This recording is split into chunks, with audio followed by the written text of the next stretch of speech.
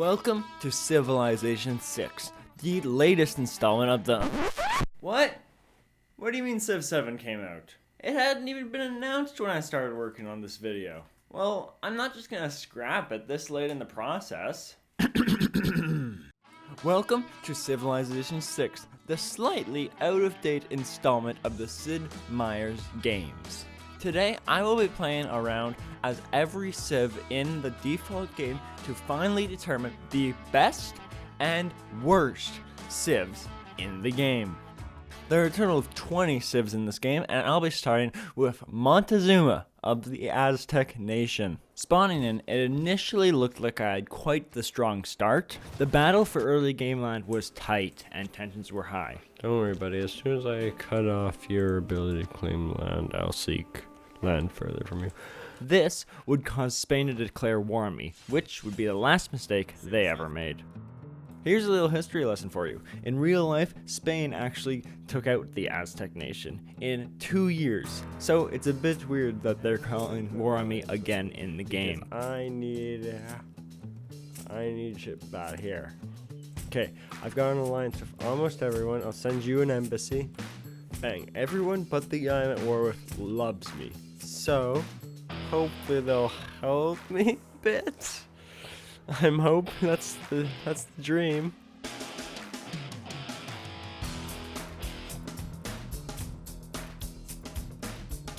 But unlike real life, the Aztecs won this time. Goodbye, Spain. And once I got that little taste of victory, that little taste of domination, a little taste of wiping someone completely off the map, boy was it addicting. Honestly, I'm tempted to declare war on Sky at the end, because they liked me, but they took my city-state. They took like half of my continent, and they hate me now, and they denounce me now, because they think I'm a warmonger. So, may as well firmly plant it in their minds, since they already am suspicious I'm a warmonger. What the fuck's that? Since they're already suspicious that I'm a warmonger, I may as well firmly plant it in their minds. I am a warmonger. So, like my mentor before me, everything will burn.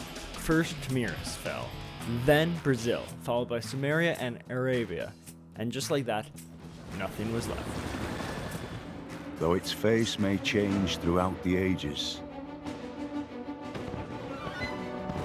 history is written from the hand of the victor. So, which Civ is next? Well, to me, it only makes sense that we transition to the one I wiped out first. Time for Spain. Although, I will admit it, Spain seems very domination-oriented. But, after my antics last round, I'm a changed man. I don't do that kind of crazy stuff. I go to therapy now. I eat healthy and run every morning. I am the symbol of a complete man. And I shall keep to myself this game. This new way of thinking led me down the way of a science victory, which I got handedly. Another day, another dub. Next up is France.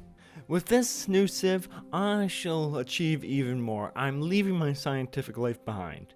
I decided to take a break from Civ and head down to Harvard. I took a degree in both philosophy and espionage, giving me the full skill set I needed for a culture victory. And being Catherine, who is extremely good at culture win conditions, that didn't hurt. Now what else could I add to my repertoire? Maybe I'll be a priest with a religious Civ. Gandhi, let's do this. I headed back into Harvard, and well, apparently that's not a degree you can get at Harvard, and they were quite mad about me showing up again. Said I was an embarrassment to the school's name or some crap. So now what do? If Harvard can't make me a priest, how will I achieve my goals? Was I always destined to fail? No, I can't accept that. I can do this. I don't need anyone's help. Here we go. God damn it. That couldn't have been my fault, right? I'm a great priest. Gandhi must have been the issue. Let's go Saladin?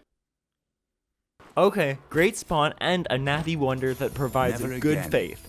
This is a great start. Personally, I'm a big fan of natural wonders. I like anything natural, like The Rock. But these goddamn barbarians seem to have taken offense to that statement because they want my head. And now the Congo decides to declare war on me. What did he say? The house is mirrored. Did he say he declared war on me? And after that war, I was so incredibly tilted at them. Okay, fuck this.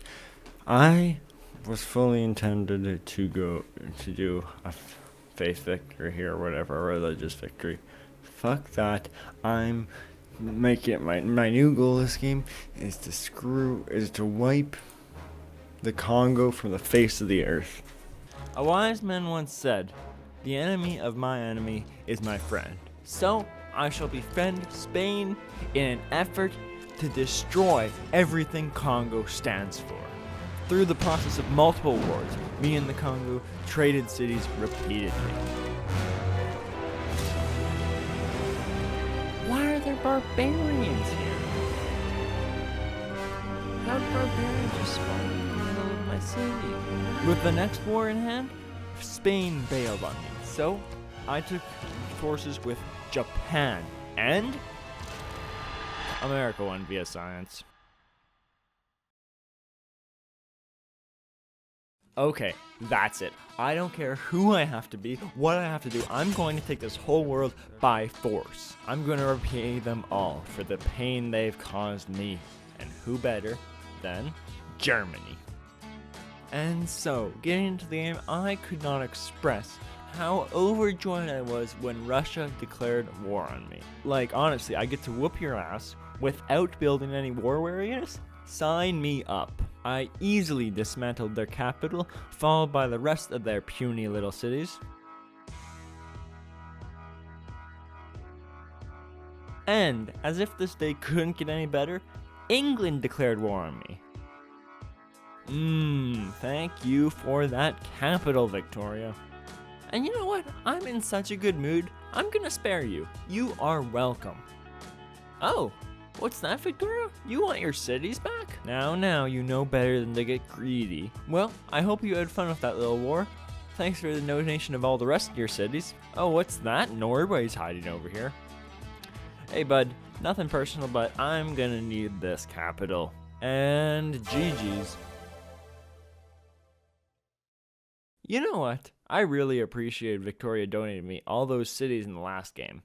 Maybe I'll play her next. I was able to get a good chunk of land claimed right off rip. However, it's all on the same continent, which Victoria is not a fan of. And for some reason, all my neighbors were super big fans of me. I had loads of allies and friends and whatnot, so I decided rather than wreck that, I would go for a culture victory. But for some reason, this archaeologist that I had out working for me decided to revolt and break my whole game. I mean, if I can't finish a round, surely I can't rate the Civ high. I'll try a couple more things. I'll try a PC restart, but... Sorry, Victoria. You had potential, but if you can't even get me through a full game, then I can't put you any higher than C tier. So, who's next? Wait, why are there 2 Greek civs? Well, I clearly have to test and compare them, don't I? I got a pretty good spawn with Gorgo, but I also had a lot of barbarian problems. Which led to, by the mid-game, me feeling the very negative effects of a way too passive start, because everything in this game snowballs a lot. You know, I have a really substantial lack of housing everywhere. My start with Perseles was significantly better, collecting loads of land, so that snowball effect had a more positive effect on me when all of my production was going faster and I was getting things moving quicker. However, Perseles is geared for a culture victory, which is exactly what I was going to do. But I did get unlucky. Both China and France get mad at you when you build wonders, which are required for a culture victory. So, they both really hated me. On my Gorgo run, my spies weren't doing particularly well. Okay. Go for it again. But I was still able to get a couple great works stolen. Meanwhile, back with Perseles, China declared war on me. But that wasn't an issue. I took him out, took a couple cities from him, took a couple great works from him, called it a day. And by the end of it, both iterations of Greece were able to take me to a culture victory. Pericles has very good culture abilities, but little to no versatility, while, on the other hand, I didn't notice Gorgo's abilities at all in my game. And, on the note of culture civs, in my humble opinion, China may be the best civ in the game for pure culture win conditions. It has no versatility, but boy is it good at winning via culture, due to their near constant Eurekas. So I got to wonder building off rip.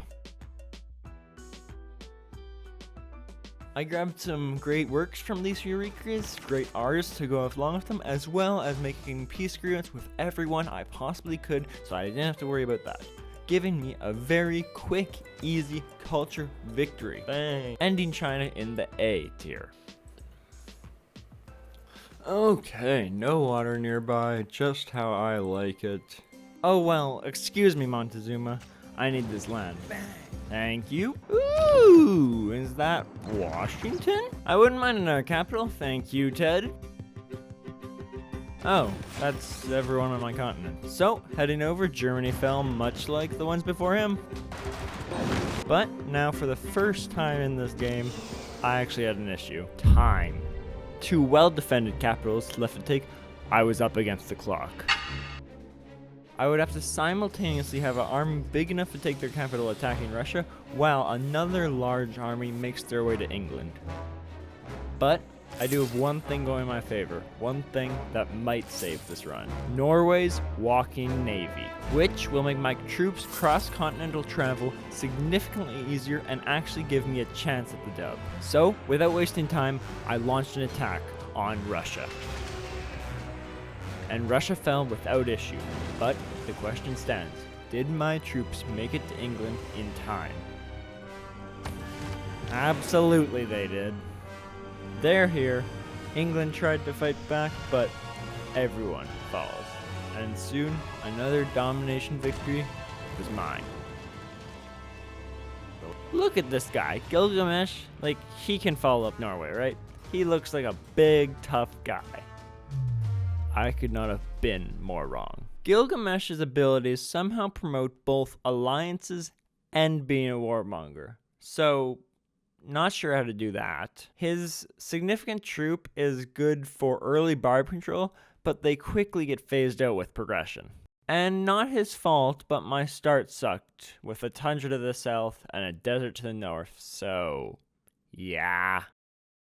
Staying in the same region of the world, maybe Cleopatra? She'll do better. Although my spawn was looking good, I was pinned by 2 other civs. But with the help of Cleopatra's custom unit, I was able to escort some settlers outside of this barrier. An unfortunate territorial war with the Aztecs led to both of us falling behind, so although I came up short in the game, I do like Cleopatra. My America game, though, it was going a bit better, regardless of some barbarian issues. In an attempt to get an early start going, me and Victoria attacked Russia together. But unfortunately, she didn't do diddly. So in this first war, I wasn't able to grab the capital. Unlike Spain, who I did quickly take the capital from. Bang. Oh, I know what I need to be doing with my research. Where's the aircraft carrier? I need that. I'm gonna need that to get the guys that are across the ocean or whatever. Until Russia's turn came back around. The last nation between me and victory. Plenty of time. This is a sure win, right? Where's your capital? Do you not have your capital? I was thoroughly convinced at the time that they had glitched somehow and didn't have a capital, so what can I do? Well, there seems in my head to only be one solution. If I don't know which city I need to take, I'll just take all the cities. Until halfway through this process. And that's all it took for another domination victory. And I know what you're thinking.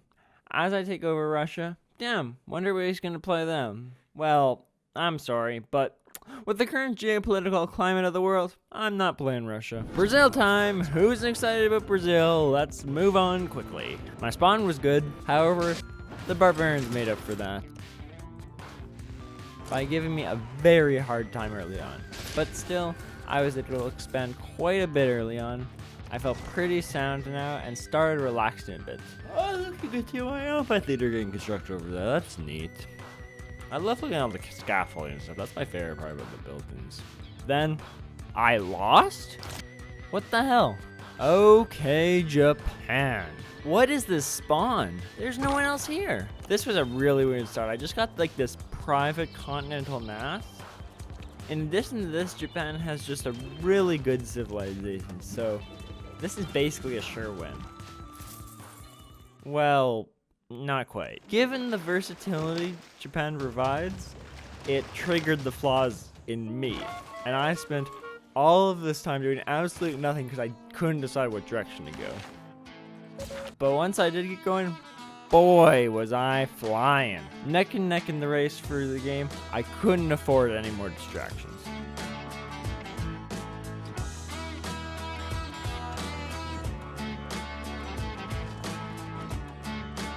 You were expecting a plot twist, weren't you? No, I actually just stayed focused, giving me the win. The worth of a culture is not measured by its accomplishments, but in how those accomplishments last and how they are remembered. Okay, just a couple civs left. First, Sumeria built as a domination civ. This should be fun. And it was. Early game barbarians? No problem. War with Brazil? No problem. After this, I got my Air Force built up, and with it, took China, then Spain, then Sumeria, and Brazil. Actually controlled Russia's capital, so smacked them around some more, and got a nice dom win. So, now what? Rome. This will be fun. Immediately, his abilities seem geared towards expansion, which is great. It's exactly what I did. However, claiming land tends to go down poorly with your neighbors. I know mine hated it when I tried taking over their living room. It's just full of good resources, though. Anyways, just like the Joneses, England and Scythia also declared war on me. Aww, Scythia, did you not like me claiming your land? What if I just take your land? Oh, you don't like that either? I'm sorry, I didn't mean to take all your land and wipe you off the map. Oh, England? I almost forgot about you. Thanks for the land, Victoria. And with that, there should only be one more civ on my continent. No, not you. Finally, I get my revenge. You took everything from me. And now, I will finally have my revenge. The things you did to me, you ruined my life, and I will not stop. I will never. Oh. Sorry, Egypt and Norway. I also need these capitals. No.